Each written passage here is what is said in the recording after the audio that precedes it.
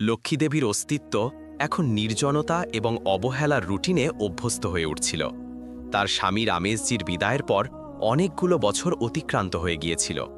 সময়ের স্রোতের সাথে সাথে ঘরের দেওয়ালে ঝুলিয়ে রাখা ছবিগুলিতে রামেশজির হাস্যমুখ যেমনটি ছিল তেমনই রয়ে গিয়েছিল, কিন্তু সেই হাসি দেখার দৃষ্টি খালি হয়ে পড়েছিল। এককালে এই বাড়ি তার হাসিতে গমগম করত। যখন তিনি রান্নাঘরে কাজ করতেন তখন রামেশজি তাকে ডেকে মজা করতেন, লক্ষ্মী, তোমার হাতে তৈরি ডালের মতো ডাল আর কোথাও মিলবে না। আর তিনি মৃদু হেসে বলতেন, শুধু তোমার জন্যই এটা অনন্য। কিন্তু এখন সেই ধ্বনি, সেই ঘনিষ্ঠতা এবং সেই স্বস্তি সবকিছু অতীতে পরিণত হয়ে গিয়েছিল। আজকাল তিনি তার ছেলে অমিত এবং পুত্রবধূ প্রিয়ার সাথে বাস করতেন, কিন্তু এই বাস করাটা ছিল কেবল কাগজপত্রে আর সম্পর্কের সংজ্ঞায়। বাস্তবে এই বাড়ি তার কাছে বিদেশী হয়ে উঠেছিল। চারপাশে চকচকে দেওয়াল ছিল, সুসজ্জিত এবং সাজানো ঘর ছিল, মূল্যবান পর্দা এবং সোফা ছিল, কিন্তু সেগুলির মধ্যে ঘনিষ্ঠতার এক ফোঁটাও ছিল না। প্রত্যেক সকালে যখন সূর্যের মৃদু মৃদু কিরণ তার ঘরের জানালা দিয়ে ভিতরে প্রবেশ করত, তখন লক্ষ্মীদেবী ঘুমে আচ্ছন্ন চোখে সেগুলির দিকে তাকাতেন এবং একটা লম্বা নিঃশ্বাস ছাড়তেন। চোখ খোলার ইচ্ছা হলেও মন বলতো, কেন উঠব, কার জন্য উঠব? কিন্তু অভ্যাস তাকে বাধ্য করে রেখেছিল। তিনি আস্তে আস্তে উঠতেন, তার সরু কুচকানো হাতে খাটের পাশে রাখা চটি পরতেন এবং নিঃশব্দে ঘরের দরজা খুলে বাইরে বেরিয়ে আসতেন। বাইরের পরিবেশ ঠান্ডা এবং অপরিচিত ছিল। বাড়িটা বড় ছিল, কিন্তু সেই বড় বাড়িতে তার জন্য স্থান ছোট হয়ে আসছিল। বারান্দা দিয়ে যাওয়ার সময় তার পা এমনভাবে পড়ত যেন তিনি চান যে কেউ তার পায়ের শব্দও না শুনুক। মনের ভিতরে কোথাও একটা আশঙ্কা ছিল, পাছে বৌমার চোখ আবার তিরস্কারে না ভরে ওঠে, পাছে ছেলে আবার উল্টোপাল্টা কিছু না বলে দেয়। এরকমই এক দুপুরের ঘটনা তার স্মৃতিতে চিরকালের জন্য আটকে গিয়েছিল। খাবারের টেবিলে সবাই বসেছিল, থালায় ভাত আর রুটি রাখা ছিল। লক্ষ্মীদেবী খুব আস্তে স্বরে বললেন, বৌমা, আমার খুব কাশি হচ্ছে, আমি ভাত খেতে পারবো না, তুমি ভাত খেয়ে নাও আর আমাকে এই রুটিটা দিয়ে দাও। তার স্বরে কোনো জেদ ছিল না, কোনো অধিকার দেখানোও ছিল না, কেবল এক মায়ের সাধারণ কষ্ট ছিল, যেটা তিনি বলে হালকা করতে চাইছিলেন। কিন্তু অমিত মাঝখানে কথা থামিয়ে দিল, মা, দুদিন ধরে প্রিয়ারও তো কাশি ঠান্ডা লেগে আছে, আপনি তাকে রুটি খেতে দিন আর আপনি নিজে ভাত খেয়ে নিন। তাছাড়া আপনার রুটি খেতে তো অসুবিধে হয়, ঘন্টার পর ঘন্টা বসে চিবোতে থাকেন, এতক্ষণ ধরে কেউ কি খাওয়া খায়? ছেলের এই কথা শুনে যেন তার নিঃশ্বাস আটকে গেল, রুটির টুকরো হাত থেকে পড়তে পড়তে বেঁচে গেল। তিনি চুপচাপ ছেলের মুখের দিকে তাকিয়েই থাকলেন, ভাবছিলেন, এ কি আমার সেই ছেলেই যাকে আমি নিজের হাতে রুটি ভেঙে খাওয়াতাম, সেই ছেলে যার থালায় আমি সবসময় নিজের থালার চেয়ে বেশি দিতাম? তার চোখে জল ভরে এলো, কিন্তু তিনি মাথা নিচু করে নিলেন। তিনি চাইলেও কিছু বলতে পারলেন না, গলায় খাবার আটকে গেল। তিনি মনে মনে বিড়বিড় করে উঠলেন, ছেলে নিজের স্ত্রীর কষ্ট তো দেখতে পারে, কিন্তু মায়ের কষ্ট কেন নয়? তার মন সঙ্গে সঙ্গে রামেশজির দিকে চলে গেল। তার মনে পড়ল, যখন তার শাশুড়ির কাশি হতো তখন রামেশজি কিভাবে খাবারের টেবিলে সবার আগে তার প্রয়োজনের খেয়াল রাখতেন। আম্মাকে রুটি দিও, ডাল পাতলা করে রেখো, যাতে গলায় কষ্ট না হয়। এই বাক্যটি তিনি প্রায়ই বলতেন, কিন্তু আজ তার ছেলে সেই সব ভুলে গিয়েছিল। সেই দিন লক্ষ্মীদেবী ডালের বাটি নিলেন এবং চুপচাপ খাওয়া ছেড়ে দিলেন। যদি ভাত খেতেন তাহলে কাশি আরও বেড়ে যেত, কিন্তু কার আর চিন্তা ছিল? বৌমা আর ছেলে নিজেদের প্লেটে ব্যস্ত থাকল, কেউ এটাও দেখল না যে মা না খেয়ে উঠে গিয়েছেন। এভাবেই দিন কাটছিল। বাড়িতে তার পরোয়া করার কেউ ছিল না, তবে তার এক বান্ধবী ছিল, মালতী। সে তার জীবনের একমাত্র অবলম্বন ছিল। মালতী তার ছোটবেলার সঙ্গী ছিল। গ্রামের সেই মাটির পথে একসঙ্গে খেলেছিল, স্কুল যাওয়ার সময় বই ভাগ করে পড়েছিল। এখন দুজনেরই বয়স হয়েছে, কিন্তু বন্ধুত্ব ঠিক ততটাই তাজা ছিল। মালতী প্রায়ই শান্তি উদ্যান পার্কে তার সঙ্গে দেখা করত। তিনি যখনই আসতেন নিজের সঙ্গে কিছু নিয়ে আসতেন, কখনো গরম গরম পকোড়া, কখনো ঘরে তৈরি লাড্ডু। তার চোখে সব সময় আপনত্ব থাকত এবং ঠোঁটে চিন্তা, লক্ষ্মী, কেমন আছো? যখন লক্ষ্মীদেবীর শরীর খারাপ হলো তখন ওষুধের ব্যবস্থা মালতীই করেছিল। দুদিন পর যখন তিনি একটু সুস্থ হলেন তখন পার্কে পৌঁছলেন। দুজনে একটি বেঞ্চে বসলেন, বাতাস হালকা হালকা বইছিল। মালতী তার হাতের তালু নিজের হাতে নিয়ে বলল, লক্ষ্মী, এবার আমি হরিদ্বার কুম্ভ স্নানের জন্য যাচ্ছি। এত বছর পর এসেছে এই সুযোগ, তুমিও চলো না? কুম্ভের নাম শুনেই লক্ষ্মীদেবীর চোখে এক ঝলক উঠে এলো। ছোটবেলা থেকেই কুম্ভের গুরুত্ব শুনেছিলেন, কিন্তু সঙ্গে সঙ্গেই তার মুখে সংকোচ নেমে এলো। মালতী, সেখানে তো খুব ভিড় হবে, আমরা কিভাবে যাব? মালতী খিলখিল করে হেসে উঠল। আরে আমি আছি তো, আমার ছেলে বৌমার সেখানে খুব জান পছান আছে, তারা আমাদের আরামে স্নান করিয়ে দেবে, তোমার কোনো কিছুর চিন্তা করতে হবে না। লক্ষ্মীদেবীর চোখ ভিজে গেল। তিনি ধীরে স্বরে বললেন, তুমি কত ভাগ্যবান, তোমার ছেলে বৌমা তোমার এত পরোয়া করে, আর আমার ছেলে যে কাছে থেকেও আমার সঙ্গে কথাই বলে না, যখনই কথা বলে তখন উল্টোপাল্টাই বলে।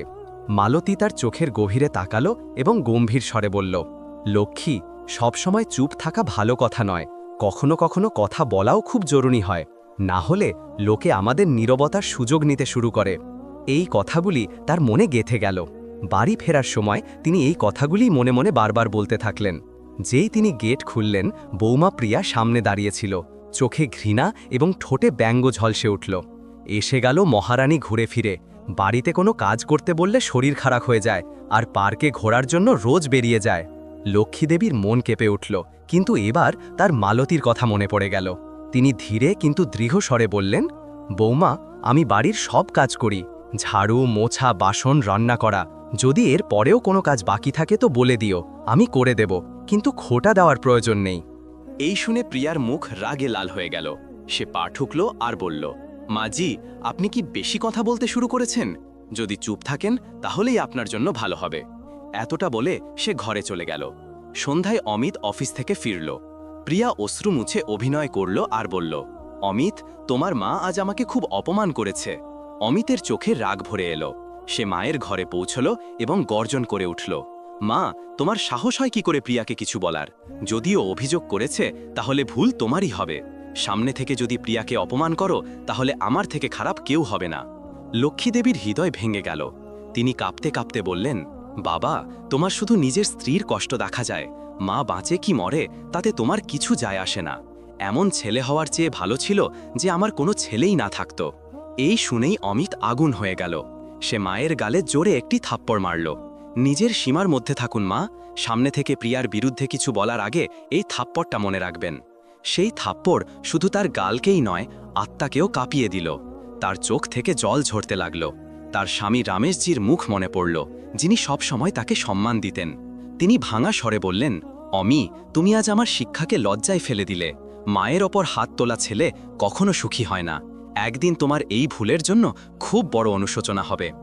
এরপরে কয়েকদিন ধরে লক্ষ্মীদেবী আগের চেয়েও বেশি চুপ থাকতে শুরু করলেন। তার নীরবতা এখন গভীর ছিল, এত গভীর যেন তার ভিতরে কোনো অগ্নুৎপাত লুকিয়ে আছে। যখন তিনি আবার পার্কে মালতীর সঙ্গে দেখা করতে গেলেন, তখন তার চোখে জল ছিল। তিনি মালতীকে বললেন, মালতী, আমার ছেলে আমার উপর হাত তুলেছে। মালতীর মুখ রাগে লাল হয়ে গেল। সে কঠোর স্বরে বলল, লক্ষ্মী, তুমি এত দুর্বল কেন? যদি সে তোমাকে থাপ্পড় মারে তাহলে তোমারও তাকে দুটো থাপ্পড় মারা উচিত ছিল। এ কেমন মা যে নিজের সন্তানের কাছে ভয় পাচ্ছে? লক্ষ্মীদেবী মাথা নিচু করে নিলেন, ঠোঁট কাঁপছিল। মালতী গম্ভীর হয়ে বলল, যদি তুমি নিজের সম্মানের জন্য আওয়াজ না তোলো তাহলে আমার সঙ্গে আর কখনো দেখা করতে এসো না। আজ সে হাত তুলেছে, কাল তোমাকে বাড়ি থেকে বের করে দেবে, তখন কেউ তোমার সাহায্য করতে আসবে না। এই কথাগুলো বিদ্যুতের মতো তার হৃদয়ে প্রবেশ করল।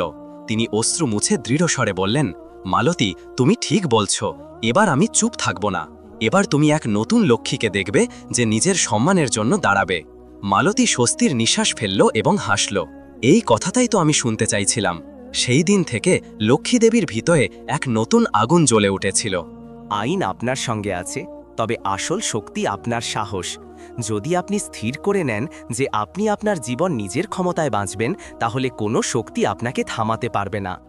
বিজয়জির কথা শুনে লক্ষ্মীদেবীর মন আরও দৃঢ় হল। তিনি সঙ্গে সঙ্গে ঠিক করে নিলেন যে তিনি এই বাড়ি ছেড়ে দেবেন। যখন তিনি ফিরে বাড়িতে পৌঁছলেন, তখন বারান্দা দিয়ে যেতে যেতে প্রতিটি কোণ ভালো করে দেখলেন। সেই রান্নাঘর যেখানে তিনি ছেলের জন্য অসংখ্যবার রান্না করতেন, সেই বৈঠকখানা যেখানে একসময় হাসি ঠাট্টা মুখরিত থাকত, সেই দেওয়াল যেখানে রমেশজির হাসি মুখের ছবি টাঙানো ছিল, সব কিছু পাল্টে গিয়েছিল। এখন এই বাড়ি তার জন্য কেবল দেওয়াল আর জিনিসপত্রই ছিল। কিছু জরুরি কাপড়, ওষুধপত্র এবং গয়না গুছিয়ে তিনি একটি ব্যাগ তৈরি করলেন। গয়নাগুলো তিনি এই কারণে সঙ্গে নিচ্ছিলেন যে ভবিষ্যতের জীবনে সেগুলি তার অবলম্বন হবে। সন্ধ্যায় তিনি অমিত এবং প্রিয়াকে সামনে ডেকে স্পষ্ট বললেন, এখন আমি এই বাড়িতে থাকব না। আমি কৃষ্ণনগরে একটি ছোট বাড়ি ভাড়া নিয়েছি। এখন নিজের জীবন নিজের মতো করে বাঁচব। তোমাদের দুজনের জন্য আমি বোঝা, তাই ভালো যে আমি নিজেই এই বোঝা নামিয়ে দিই। অমিতের মুখে ঘাবড়ানো ভাব এবং রাগ দুটোই ছিল। সে কিছু বলতে চাইছিল, কিন্তু প্রিয়া ঘৃণার সঙ্গে বলল, ঠিক আছে মাজি, আপনার যা সঠিক মনে হয়, আমাদের কোনো ফর্ক পড়ে না। লক্ষ্মীদেবী এক মুহূর্ত দেরি করলেন না, ব্যাগ নিলেন এবং পিছনে না তাকিয়েই দরজা দিয়ে বাইরে বেরিয়ে গেলেন। যেতে যেতে তিনি কেবল একবার বাড়ির দিকে তাকালেন, না রাগে না কেঁদে, কেবল একটি শান্ত দৃষ্টি, যেমন কোনো পুরনো অধ্যায়ে বন্ধ করা হয়। কৃষ্ণনগরে ছোট বাড়িটি তার নতুন ঠিকানা হলো।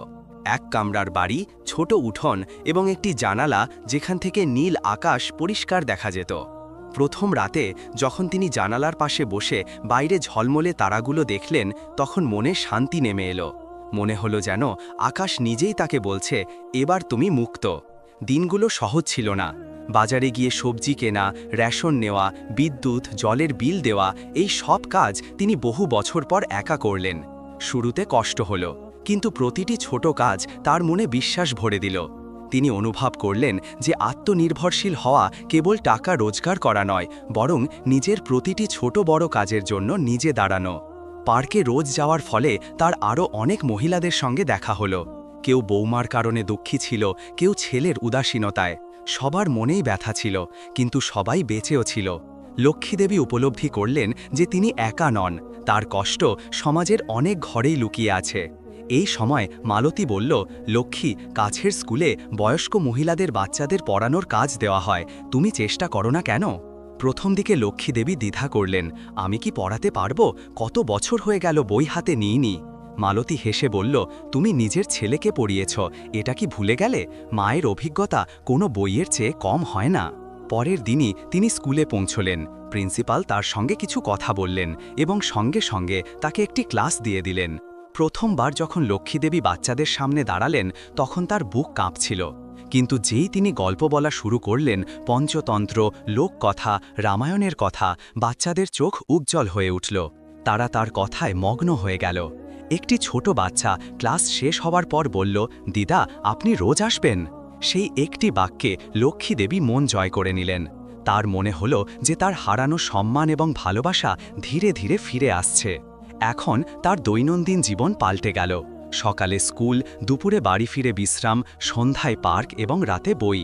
সামান্য মাইনে দিয়ে খরচ চলতে লাগল এবং সবচেয়ে বড় কথা, লোকে এখন তাকে সম্মানের সঙ্গে দেখতে লাগল।